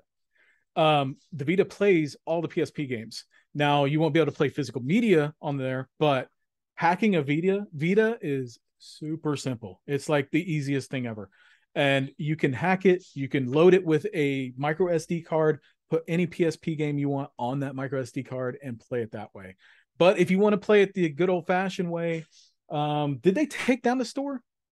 I think that I think they talked about taking down the store, but I don't know if they actually Yeah, did it or not. I'm not sure yet. I know Tiffy does collect physical media though. So Physical. she If probably physical is wants important to those you, games, I would imagine. If you have a PSP collection already, it probably would behoove you to get yeah. one. Um, if you are looking to get games for it, there's plenty of cheap games. So I don't know that games would necessarily be a problem. I just don't know how much the system itself would cost. The system itself, you're not going to pay more than $100 for it. Okay, It's relatively there you go. inexpensive. The games, though, the PSP games are cheap. Like there are very few games over $100. Mostly some of the RPGs. But I would say, like, I see PSP games pretty. I see a lot of them whenever I go to like a gaming store or something like that, and they're all relatively well priced. She But I says she don't sold collect all for her the PSP PSP. games. I don't collect for the PSP because I hate UMD discs. I think it's a dumb Yeah, concept. But also, well, you can like get the movies for it. Vita, yeah, the Vita is the best way to play a PSP game. The screen looks better, the resolution, everything looks better on the Vita than it does on a PSP. Um, but I mean, if you're going for nostalgia and you want to relive like the PSP, sure. But if you really just want to go in and play some old PSP games, I honestly think the Vita is the way to go. And a lot of those games, even if you don't want to hack it, a lot of those games are available in the PS Plus or PlayStation Store. So that's my suggestion. What about 3DS? You mentioned a little bit about it already, but Yeah, anything to add? I hi buddy. I remember when the E3 when it got announced and they were like up there showing everybody in the crowd the 3D feature of it, the 3D function, Yeah, and how cool. And I just remember being like, oh, I wish I was there so I could see it. Oh my god, 3D games yeah, is incredible. same And then I here. got it and I used it like twice, and I was like, this is dumb. I don't care. And No, I never used it since. And because it drains the battery a little more too, and I didn't like that. So yeah, I just didn't care about the 3D features. But the games, I loved like I said, the backwards compatibility, being able to play those DS games that I missed out on. That was a great feature that made it so I yeah, had two whole libraries to choose from. Um, yeah, I love that. So that was my biggest draw to that. And again, it was Pokemon that drew me into that. Then it was games like Fantasy Life, and the Zelda 64. I wanted to play that again without hooking up yeah, my N64 again. It was just a lot of the older stuff, and I was also a an ambassador for the 3DS. For those of you that don't know what that is, um, we may have mentioned this on the show before. I'm not sure. I I know think you and so. I have talked about it, but basically, if you bought the 3DS when it first came out at launch, it was priced out at I think $300, $299.99, or maybe it was 350. It might have been 350 to start. I'm not sure. Either way, so basically, after about 6 months, they lowered the price by $50. 6 months after release. Naturally, that pissed off a lot of people who were early adopters and were like, what the hell? We like just bought this thing and you're already lowering the price. Like, is it doing that bad? What the hell's wrong with you? So Nintendo, in one of their good marketing moves, came out and said, if you did do that, go ahead and register your device with us by this date, and we will make you what's called an ambassador, and you get a little virtual certificate on your console. And they allowed you to download, I think it was like 20 to 30 old school games onto the console. You just download them for free, and they were like really like the original Zelda and Sword of Hope, and there just a handful of decent games that were on there, and it was great. I loved having that feature on there, and it's still sitting on my console now. I was even able to move it over to my new 3DS that I got with the bigger screen and everything. I thought that was a nice touch and really cool thing that they did. I didn't like the way it hurt my eyes too. I didn't like the 3D feature. Tiffy says it, the 3D feature on 3DS hurt her eyes. I completely agree. I've just never been a fan. I thought it was dumb, and then when I did use it, I was like still kind of like, even though I will say they did do it better with the new 3DS. It did look better with that, but even then, I just was like, it's like Wii motion controls is just a gimmick that I don't need and I don't care about. So make the game good and I'm happy. That's all I need. So I too was fascinated with glassesless 3D.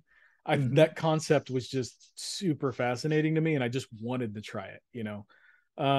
So I did pick one up. I picked up one of the original ones. I didn't get in on the ambassador program, but I did after they lowered the price. And the 3D is super cool to me. Like, I love it. I don't ever turn it off. It doesn't hurt my eyes, doesn't give me headaches or anything like that. It just works. Now, you do have to position it a certain way to get it to a comfortable position, but that never really bothered me. I thought the effect was cool enough that it outweighed the inconvenience of having to reposition myself or the system a specific way. But I did play a lot of the Mario 3D Land. I thought that game was incredible. Gosh, I don't know. Like, a lot of the Pokemons, it was primarily a Pokemon machine for me early on. Later on, I started getting into some of the other RPGs that came out for it, like the Persona Q, and what else did I play on that? Like Dragon Quest came out. Oh yes, Dragon Quest 7 and 8 look and play incredible on the 3DS. I don't know why you would go back and play the PS2 and PS1 versions of the game. Yeah, it's just those are the superior versions. The only problem is they're more expensive. Like they're the DS and 3DS Dragon Quest games are overpriced in my opinion at this point. But that's print run issues. It's because they didn't make very many of them. It's crazy to me to see how much those have jumped in price, because I remember when they came out, they seemed to be plentiful, you know, and they lasted a long time. I didn't get Dragon Quest 8 until like 6 months to a year after it came out, and it was still readily available at like Walmart, Target, and things like that. So I was a little bit shocked that those jumped up in price so much. Wunani says the problem with the 3E was how crappy the performance was. He says, I'm a performance whore. Anything under 120 FPS makes me feel like a scrub. Oh, that didn't bother me at all. Fair enough. But that definitely sounds like I didn't think it would bother you, but yeah. I'm just not a fan of 3DS. I just didn't care. I thought it was just a gimmick that I didn't need. I love the 3DS, but I think the games on the DS were probably better ultimately, in my opinion, than the 3DS games. I think I had just to have more fun with DS games in general, but I prefer to play my DS games on my 3DS. So I guess that's a win for the system there. I don't know. Do you think the DS has the better library or the 3DS? Like I said, I'd have to look. Again, those games kind of blurred together for me because I was basically buying both at the same time. So I just knew that if it said DS somewhere on there, and I wanted the game, I would buy it. I never really without really paying attention to the box, I never paid attention to what was a 3DS game, what was a DS game. I just got the games and that was that. Yeah. I was trying to think earlier. And it wasn't until just now when you said 7 and 8, I couldn't even remember which Dragon Quest it was that came out on the 3DS as opposed to the DS. Um, just yeah, it all runs together in my mind because I bought them all at the same time. 7 and 8 are on the 3DS. 4, 5, and 6 are on the DS. Right. Yeah. Um, yeah, Nine it's a is great on the system. DS as well. That's right. It is. Yeah. Um, the Dentway says the 3DS. DS has a better library. I agree, 100%. It does. But the best way to play it would be on a 3DS for sure. Better looking screen, larger screen. The old XL 3DS. So that kind of brings us to the Switch. I mean, I don't think we need to talk too much about the Switch. We talk about it all the time, but it's I think the Switch to me was like the ultimate handheld system. You can play it on a TV, you can play it in handheld mode, you can play it. They re-released tons of Wii U games and other old games. It is also like to me the ultimate RPG powerhouse. Like beats out all the other systems bar none. Um, it's an incredible system to collect for, and it's my favorite system right now. Um, I've got a massive Switch collection, and I show no signs of stopping on or slowing down on getting games for the Switch. I've actually slowed down on collecting older games in general, with Same. putting more focus on Switch games. So I love the system. It's great. I would agree with you. That is probably the pinnacle of portable gaming at this point. Yeah. It's certainly not the pinnacle of like console gaming, but it is very very good, and it is the best of the portable systems. Uh, it's I just have I'm not going to get into it because when we did our top five Nintendo systems, I kind Yeah. of went ham on the Switch, and as to why it wasn't on my list. But I do like this Switch. There's a lot of decisions with it that are baffling to me that I don't understand, that and about what Nintendo was thinking, and so it's kind of like a little bit batshit to me. But overall, I agree wholeheartedly about the library. I think it's great. I love collecting for it. They look amazing on the shelf, and yeah, it's a super super solid system for sure. Yeah. I have over 160 games on the Switch, and there's still like a crap Jesus, ton that I still want to get. Yeah, I've not been buying older games at all. It's just been anytime I have some extra money, I'm going to buy a Switch game with it.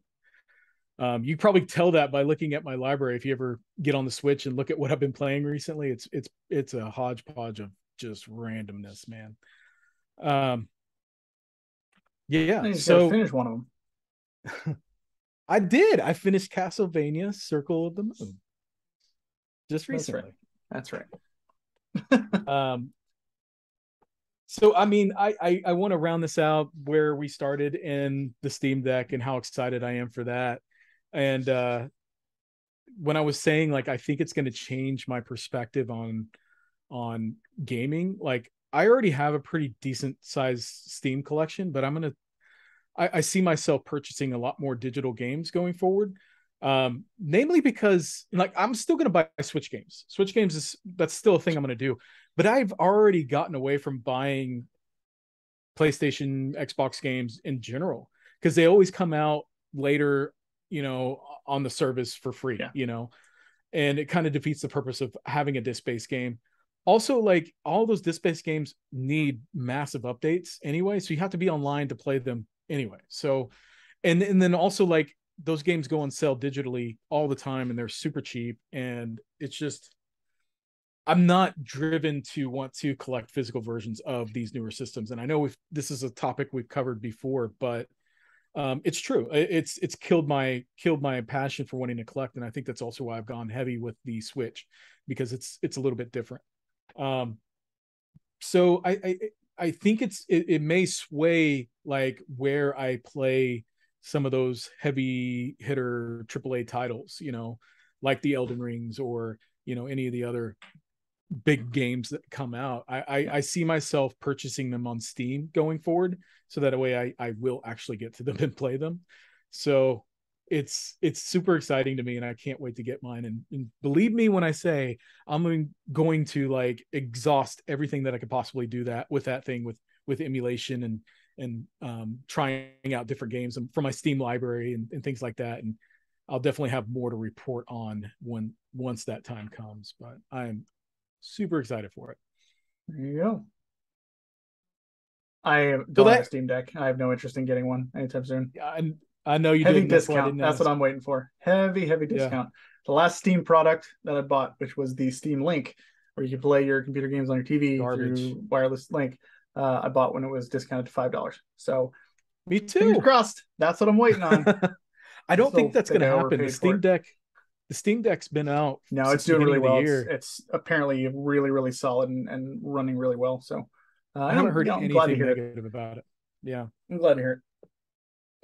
So that rounds out our topic. So I want to get into the topic that we typically start with, which is what we're playing. So what are you playing, JJ? Do you really want me to go first? I do. I do. I don't have much to add, so go for it. Okay. I finished a lot of games recently. Not surprised. 1, 2, 3, 4, 5, 6, 7 to be exact. So finished Go ahead. Legend of I'm gonna Heroes go Trails. fill my Oh cup. yeah, go for it. Keep talking. All right. Yep, absolutely. First game that I finished since the last one was Legend of Heroes Trails in the Sky, second chapter. I'm so happy that I finished that game. It was so long, but man, it was so good. I love the story in that game.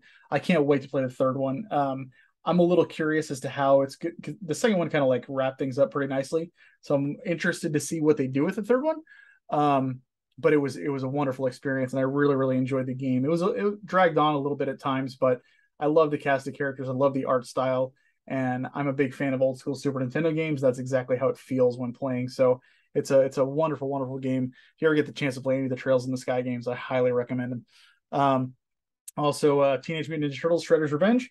Mr. Woo Nanny in the chat here, him and I played through the entire game in one night in one sitting. Loved it. It was amazing. That game is so much fun, and I'm more than happy to play with anybody else who wants to team up at some point, because I unlocked Casey Jones now, and I would love to start leveling up some of the other turtles and whatnot, because it's just a really fun beat 'em up. If you're a fan of the old school games for Ninja Turtles, it is right up your alley. It's great. I also beat Blue Dragon on the Xbox 360. Oh, nice. And the first like 2/3 of the game is exactly how I remembered from the first time I played it. It drags on, and it's very much a slog to get through. And then the game opens up, and it basically gives you the world map to explore with an airship and little points on the map, points of interest that you can go to and explore to your heart's content. It was amazing. I loved, like, I wish they would have done that sooner in the game, because it's pretty linear up until that point. But you get to there, and you get to just basically, it's a big playground. You get to go do whatever you want. It feels a lot more like a free roaming RPG. So I really liked how it turned out and ended. It's not a game I can recommend to everybody, but if you're what's his name? Oh my god, I am Akira the worst. Toriyama. No, I'm the worst Final Fantasy fan in the world. Oh, Sakaguchi, Hironobu Sakaguchi. If you're a Sakaguchi fan, it is very much one of his games. So I didn't know go he check was it out. tied to that at all. That's Mhm. that's interesting. I knew Akira Yeah, Toriyama, it's obviously. from the studio that made like Lost Odyssey and stuff. It's one of their games. So Oh, I didn't know they're that. all on there. Kira Toriyama's on there. I think Nobuo Uematsu even did some of the soundtrack for it. Yeah, Oh, it's pretty nice. cool. Did the Um, storyline get better towards the end? Because I remember that storyline not being great. it's not like bad, but it's very like boilerplate. It doesn't change much. You're Okay. just trying to stop the big bad guy from Yeah. destroying the world, and that's Yeah. it. So it's yeah, not much of it changes, but the things you do in the game do change over time, and it is fun at least.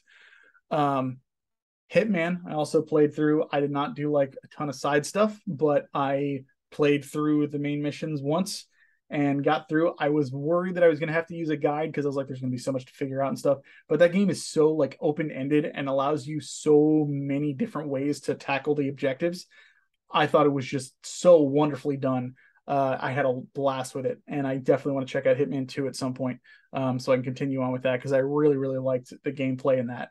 Uh, and it was just long enough to where I was like, all right, I'm ready to be done with this because I've done enough levels, and it ended, and I was happy with that.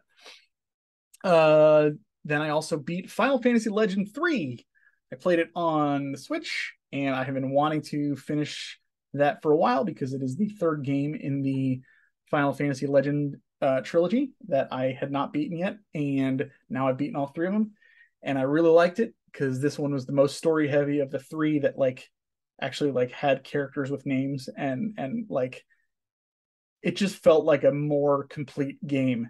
It didn't have the bullcrap weapon degradation that the other games have. I hate that in games, and so it was a lot more fun to play. Um, Definitely, if you're looking for an old school Game Boy RPG experience, it's the Final Fantasy Legend collection on Switch is a great buy. I highly recommend it. Uh, I also beat Stray. Fantastic game. Let me say that first.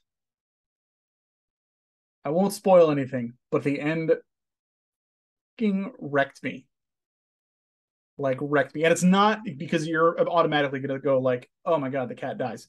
No, it's not anything like that. Uh, but the ending definitely like just um I can't. I even like I went so far as to, I'm not gonna lie. I'll full disclosure, I bawled my eyes out at the end. I totally did. Like I was sitting there and I'm on my couch by myself and Locke's sitting next to me, which didn't help at all. And I'm like sitting there holding my cat, watching this cat game, and I'm just sitting here like it's cool. I'm like I'm trying to keep it together and stuff. And my stupid ass goes on YouTube later on that evening and is like, I wonder how other people reacted. And if I'm the only one. And I look and I see all these other people crying at the same stupid scene. And I'm like, God didn't brought it all back. And I started doing it all over again, sniveling little I'm glad I live alone. Because I just started bawling my eyes out on the couch, crying by myself. May as well have had a tub of ice cream sitting in front of me because I was a pathetic freaking ball of mush. Ugh, it was brutal. But it I was an want to look amazing it up game, and I now. highly recommend it. I'm never gonna play that game, but I'm curious what the thing is. You're gonna look it up and you're like, oh, that's it. But if you play the whole game and you really get attached to everything, it just hits so oh my god, it just hits so hard, especially if you have pets. Um, and especially in my case, knowing what my cat has been through before I got him. Yeah. So it just kind of a lot of it hit home. Um, but Stray overall, very good game. Highly recommend it. Definitely check it out if you get the chance. What It's if not you're very not a long. cat fan? Then get it on PC and they have mods where you can put a dog in. Um, Good answer. so Wunani says on the Teenage Mutant Turtles things, it reminded me of playing at Showbiz Pizza. And he says, I'm old. Nice. It's like Brian, we Love are both old. showbiz. And yeah, it was man Showbiz. And then Rocket fire explosion. the other one that I beat was Kirby and the Forgotten Land on the Switch. Finish that Oh, game. yes. Yeah. I got to know what you thought of the end of that game. I thought that game just went ballistic. I mean, just bonkers crazy. What do you mean crazy? Like I don't know. What do you mean? it went from Kirby, light, fluffy, fun Kirby to straight on like horror, scary, the last boss without me Oh yeah, spoiling yeah. anything. I see what you mean. Yeah, I could see that, but it's not really Man, what when he's chasing you down the hallway, that was some creepy stuff, man. it is. It's a little creepy. Yeah, I will say I was a little surprised at the difficulty towards the end, especially for a game that appears to be aimed at kids. Like if I was a kid, I would It have had got a very tough tough. time with that. Yeah. I had because I breezed through the game, and then that end boss was tough. I switched it to Yeah. easy at first on that end boss, and then I looked at it and I was like, oh, all it did was just give me a bigger health bar. That was it. All right, there's no point. Yeah. So I just switched it back anyway. Um, What I it's found, a good game the though. bosses in yeah, the bosses in general were pretty tough. I'd say from the kangaroo forward, they were tough. What I ended up having to do is just upgrade my special weapons figure out which weapon worked best against a said boss, and then just spam the attacks on that specific weapon. That worked for me. It wasn't easy, but easier. I just did it without using any of the special powers because Really? it's Oh man. if you suck up the stars, like if you suck up like two or three at a time and then shoot them all at Mhm. once, it does a ton of damage. Then you all really have to focus on is dodging. I think on the final boss, I used the tornado, and I used the maximum upgraded tornado, and it did Tornado. pretty well. I did think it was. I was a little disappointed because I thought it was going to be. I was under the impression it was an open world Kirby game, and it's not. It's not No, open it's not. world. It is. It does have some like open-ish features, especially like the Wallaby town. I thought was a really Mhm. nice touch. Like you're unlocking more and more, and then more of the town gets built, and you have different activities you can do there and stuff like that. It's a nice playground. It's good for kids. It's a really fun game, and it's if you can get it for a good price, it's I think it's a fun play. And I good would to give a shot to. I would disagree. Like, I think it's a Oh, fantastic game. I loved it. It was one of my games of the year for this year for sure. I had a ton of fun with it. And the thing that I think that game accomplished the best was that it didn't feel like it wasn't a Kirby game. Like I could jump from playing this 3D Kirby game to a regular 2D Kirby game, and it feels and plays exactly the same. I felt like they nailed the feeling of a Kirby game in a 3D world just absolutely perfectly. It was great. so would you But disagree I with? also, well, you were a little bit wait for it to go on sale, like a little bit off putting. I'm saying Oh, buy you're it. saying buy it at full price. Okay, yeah, Yeah, I'm saying it's a great game. Don't wait. If you're even yeah. a little bit curious about it, play it. I It's mainly a say that good because it's length short. too. Oh, I thought I think it it's a was good really length. really For me, it short. was. Yeah. It, well, this is coming from someone who prefers shorter games over someone who Yeah. prefers longer games. So, but also like all the upgrades that you can do to the different abilities is a lot of fun to see how Mhm. those stack up. I loved being able to play those secondary missions, the little stars that pop up randomly that you have to Yeah. find on the map. Those were fun. I love the game. I think it's a great game. Very good. Yep. Agreed. And then last but certainly not least, well, I still play Final Fantasy 14. Still on that. Love that game. But Xenoblade Chronicles 3, and I am hooked, hooked, hooked. Yeah. It I cannot put that game down. It is stellar. It is already a game of the year contender for me. I think it's amazing. I will hold off on talking about it too much now because I know Adrian is still very early on. So I Mhm. will give more complete thoughts. I mean, I know some of you I've talked to in Discord and that kind of thing about it outside of here, but I love the game so much, and it's so good. The story is so fantastic and really dark at times because it deals with death a lot and processing death That's and practically that the kind of theme of thing. the game. Yeah. So it's yeah. There's so many twists and turns. It's wonderful. I love it. I love it. I can't wait to get deeper in. I'm only about 3 hours in, but something major happened in that 3 hour mark, and it was really cool. JJ has informed me that there's a lot more of those really cool moments, so I'm Mm-hmm. excited to see what else comes up. A lot of the Um, side, like when you start doing the hero quests, those are actually really good too. Like you played The Witcher 3, so I don't know if you remember, like a lot of the side quests were just as good and in some cases, if not yeah, better than the main quest. I'm not going to say the hero quests are better than the main storyline in this, but there are some that are very, very good to where you're like invested in just the side content and the side quests. There's some that's that are, great to hear. go fetch us 10 of these, that kind of thing. It's not amazing, but it's there and it's something to do. But the hero quests do have like separate stories and you get a character out of it in your party. So it's great. Oh, cool. All right, that sounds awesome. I'm excited to play more of it. I love it. The Xenoblade Xeno games in general, I just absolutely adore. I Probably it can't went wait to from hear being how confused you get I probably will. I mean, on that's the kind of the gameplay. theme of these Xenoblade games. I always get confused by them, but I always stick it out and play them to the best of Tutorials, my ability. tutorials. Got it wrong. I'll remember that. Um, So I haven't played a whole lot. It's been a very busy month for me, so my game time has been super limited. But I did in that time find some time to finish Castlevania, like I said before, Circle of the Moon. Um, I also I finished the Teenage Mutant Ninja Turtles game as well. Owen and I finished that. We had a There you go. blast with it. It Cool. took 2 sittings for us to finish it. But Yeah, it's super short. it's not long at all, and we both had a blast.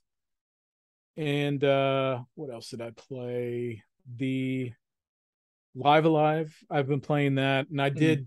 I was planning on finishing that before playing Xenoblade, but Xenoblade came out, and I was like, I really want to play Xenoblade, so I had to put it down. And I did finish.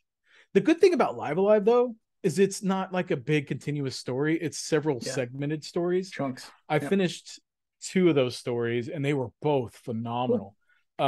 The I finished the robot story, Cube. His name's Cube, and I also finished um Akira, I think is his name. Um, it's the mech story. Both of those were fantastic. Like the themes that they deal with in those games or in those stories are very adult, considering when this game came out.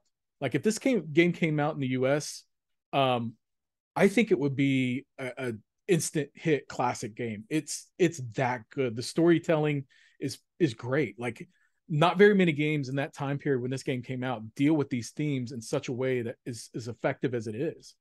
Um, like both stories dealt with death quite extensively and loss and overcoming Yeah. obstacles and the cube story in particular I really loved it's there's no combat like until the very end. There's no combat in it. It's strictly walking around this ship and it's fetch quest, like go talk to this person, go talk to that person. But I was able to overlook that because the storyline was so fascinating to me. I just loved it. So I definitely want to get back and play more of it after I finish Xenoblade. But I'm really impressed with Live Alive for sure. Cool. Um, Oh, you know what? Actually, really quick, the Forza expansion came out, and I've been playing that as oh, that's well. right. You already Um, beat that. well, been playing it. So, Detway and I have been doing Thursday night Forza, which has been awesome, where we literally do all the seasonal stuff in one night. We just tag team it all. Anybody's welcome to join if you play Forza Horizon 5.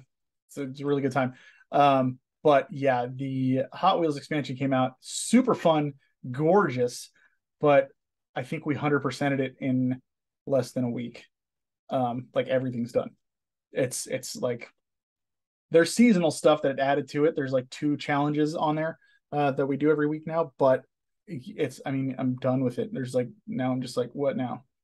That's it. Mm. So, um, but I really like the Thursday night Forza thing because I look forward to just having one night a week dedicated to this game, and we get on there and we bullshit Oh and yeah, play Forza. It's fun. that reminds me. I was supposed to play with you guys last Thursday, but I had some things come up. I had to We go pick up a actually car.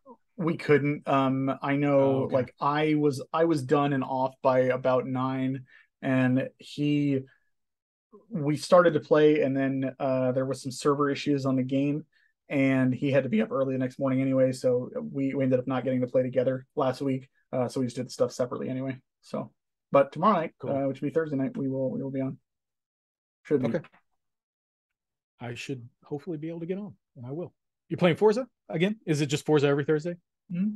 until you decide on Yep. something else? It's we just do the seasonal stuff, get the I see. rewards and whatnot because it updates Cool. every week and you get new cars and stuff like that. That is a great game. I want a better PC to play it on though, because it runs really slow on my PC. Um, and my Xbox is in a living room that I don't prefer playing on, and Owen plays on it primarily anyway. So I'm gonna try to get it running on my PC tomorrow and see how it goes. But Do you know he sent me a message on Xbox? Owen did. Yeah, What you did he didn't know that? say? I don't want to throw him under the bus. I don't want to get him in trouble. Oh, he won't get in He trouble. didn't say anything bad or anything. He just I was on there and I was playing Forza and I was finishing I was like, so you get daily challenges as well. So I'll hop in like every other day or something and just do that one challenge for that day, maybe the one the day before that I missed or something. Uh-huh. And all of a sudden I get a message from him, and I always know it's him because if I see his name online, it always looks like Suikoden to me, but it's like Sui Owen or something like that. I don't know off the top of my head, but so I knew it was him right away. Banjoing. And he just said hi, and I was like, "Hey," and he goes, "Are you going to be playing something?" And I was like, "Yeah, I'm just doing some daily stuff on Forza." And he goes, "Are you going to play anything else?" And I was like, well, I got a log here in a little bit. I got to be up for work in the morning." And he's like, "Oh, okay, bye." And that was the whole conversation. I saw that, so I Dude, was like, I wonder if Adrian knows he did that. Like, no, it's just kind of funny. he loves the Xbox. That's his thing. I assume Actually, he he told wanted to me, see if I wanted to play Fortnite or something. yeah, yeah, Yeah. probably. He did tell me earlier to tell you hi, and I forgot to do that. So Owen said Oh, hi. well, hi right But back. also he plays he's a multiplayer. Like that's what he does. He does Yeah. not play single player games. He plays multiplayer games only, and he plays with his cousin, and he's got a friend that he plays with all the time. We played Yeah, Halo with them, anytime didn't we? you see, I think, yeah, we did, yeah. The But game he you were going to get mainly good at? plays like, huh? The game you were going to get good at? Yeah, I'm the best at that game. I didn't tell you. I have No, another I just remember account. you saying, like, Halo's the game I'm going to get good at. I'm going to devote Yeah, time to this and play it a lot. and I did on my alt account. So I would like to you'll play it again at some point because I enjoy playing that with you guys.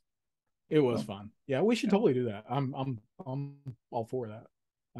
But yeah, he's on it all the time, and it doesn't surprise me at all that he's messaging you, probably trying to get you to play something with him. It was just one time, and I just thought it was funny. But Yeah, yeah, I unfortunately wasn't on for very long, but I just saw that and it just made me crack up. It's like, hey, what's up, buddy? yeah. Well, cool. I think this episode is a wrap. All Um, right. thanks for It was a watching long one. and It's really listening. long. It always is. We say that we're going to This make is it like not way long, but longer. I'm looking at 2.5 hours right now. oh man, yeah, mine says 1 hour and 54 minutes. So we got at least Wow. 2 hours of show on there. Yeah. I Next think that's month it okay should for a be monthly release schedule. it's fine. Yeah. Next month should be a little bit shorter, I'm thinking. Although I'm sure at that point I'm gonna go a lot harder into Xenoblade Chronicles 3. Because Yeah. I'll have finished it by then. I will have a lot to say about that game. My opinion might change. You never know, because I know that with a lot of long games, as when I start getting towards the end, I start getting that feeling of like, all right, I'm ready to wrap this up. And I'm curious to see Yeah. because right now this game I'm 30 hours in and I'm still like balls to the wall, hooked. I cannot freaking stop. And I'm curious to see how long that lasts because I'm hearing some people say like if you're doing all the extra stuff, you're looking at like 152-hour game, 200-hour game. And so far, I have been doing tons of extra stuff. So we'll see. Uh, but we're going to be talking about we're going to keep it simple on the overall title or theme. We're just going to be looking at games that are coming out this fall that we're looking forward to. Maybe just review some things that came out this year and just talk about just a little present day gaming action. Because so far this year has had a lot of new stuff that I have been personally excited for and happy with. It's been a good year for me, which has been bad for my backlog. This past month, I've made way more progress than any other month. I really want to play Live Alive, but I just don't have the time for it right now. Yeah. So we'll see. But yeah, once I finish Xenoblade, I'm hoping to knock out Twilight Princess. That's the next one on my list. Ooh, So have fun with that. I've tried to play that um, game twice now, and I still can't get through it. I always uh, stop at the same point too. It's another one of those games where I stop at the same point both times that I've tried to play it. yeah. As I said, if you want to join us, Detway says good episode. Thank you, sir. Um, Thank you. if you would like to join us, you're more than welcome to. I think this worked out pretty well. I like kind of reading people's comments and talking and BSing with everybody and stuff. So you're always welcome to come and hang out with us on Twitch. If you just go to our Discord, it is I'll post a Twitch link on the YouTube channel as well. Game Room Revival. You'll find the video uploads there and stuff. And I will more than likely just we don't have like a set day that we do it every month. We just kind of are like, all right, you have time this night. Okay, so do I. We'll do it then. So I'll like let everybody know like a day or two in advance in Discord, which again, those links will be on the YouTube page. So just look for Game Room Revival on there. Look in the video description. You'll see a link there. Come hang out with us on Discord. We've got collectors in there. We've got just regular gamers, just people just talking and hanging out, having a good time. A super small community, and everybody that I've met so far has been just wonderful and great to talk to. Really, really just happy to meet these people. And thank you guys so much for listening and hanging out with us. And because I know there's plenty more you could probably be doing on your Wednesday night. I'm actually getting tired. It is almost 9:30. I am ready for bed almost. But I got tomorrow's my Friday because I'm off this coming Friday, and that's going to be Xenoblade Chronicles 3. And then Saturday, I'm going to Game Nut with Cameron, and I can't wait. It's going to be awesome because I love going to Game Nut, so I'm sure I'll get some stuff over there. Is that a game store? It is like the last like physical game store other than like vintage stock that's out here. Where I live. Everything else is pretty much shut down or way far away. And even this is granted is like 45-minute drive. But it's worth it to go out there because they always have tons of stuff. It's got a lot of the feel of Pink Gorilla when I went there. They take really good care of their games. They clean everything that comes through. They have fair pricing, and everybody's super nice and knowledgeable over there. And I love going out there. So, and they have 2 locations out in Lawrence, Kansas, which is, like I said, about half hour, 45 minutes away, depending on traffic from where I live. So I'm definitely super excited. Bunani says he wants more, and we need to keep going all night. You know what? I'll tell you what. You, sir, can just, when the video comes out, you can just loop it, and you can just listen to it as much as you want. We also have a backlog of 30 plus episodes that you could go check out. That's right. Re-listen, rewatch. You hear more about the DS, and you can suck DS nuts. I got him. So thank you again. A perfect joke for him. You know what? I'll plug my Twitter because I haven't done that in forever. Follow me on Twitter. It is at JJ Santanello. That's JJ SANTANIELLO. Unani says he's already seen him and watched him. Okay. The old episodes, that is. Super fan.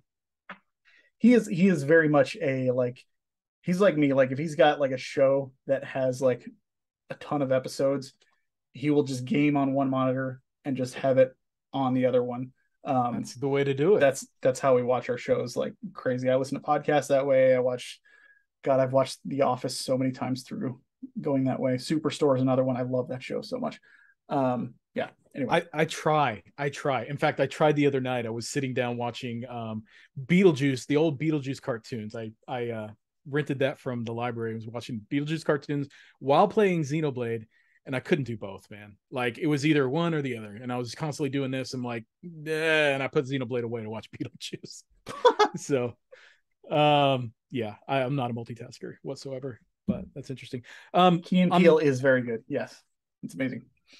At Birdazoid on Twitter, hit me up there. I'm not super active, but I do check Twitter daily. So reach out to me there if you'd like. Go check out his YouTube channel. I will. Huh? I said go check out his YouTube channel. Honestly, I'm working on a video. He does have a cool video that's up there right now. So I have one video up there. Well, no, I have several, but one recent video, and I'm working on one currently. In fact, nice. I got the Castlevania collection or whatever. I did an unboxing, recorded an unboxing, and I would like to finish that video up and post that because I think it's a pretty cool little collector set. I can't remember if I mentioned this on the recording or before we started recording. I know I was talking to Detway beforehand, but I'm very close to 500 subs on YouTube. If I can get to 500 subs, nice. I'm going to do a video series on my top 100 games of all time. And that's going to be like, I'll do 5 at a time. So that's like a 20 video run. I bet you do your top 500 games. That would take a long time. Very long time. You can do it. So I could, you're right, but I don't want to. So I won't. I appreciate the suggestion. Well, I'm giving motivation for people to subscribe. 500 is a lot. I mean, that's content for weeks. It is, but then you kind of like, in my mind, I think about that and I think like, who's gonna really care about anything in those? Like, I can't believe you put that number at 472. Oh my god, that is a 478 if I've ever heard one. No, it just, that doesn't make any sense to me. So yeah. Agreed. FF6 is number one. My top 5 games are already on my channel, of course. Yeah. Yeah. So come on. Yeah. Sheesh. All right. Well, thanks for listening. Well, actually, do your spiel. You do it so good. Please. Thank you so much for watching. We really appreciate everybody coming and hanging out with us. Like, comment, subscribe, all that fun stuff. You know the drill. Or if you're an audio listener, you just come over to the channel. Like I said, Game Room Revival. Hang out with us over there. Leave a comment. Talk to us. I've been terrible about responding to comments, but I promise I will be going through and doing all those. But until then, and until next month, Adrian, what should they do? Keep on gaming. That's right.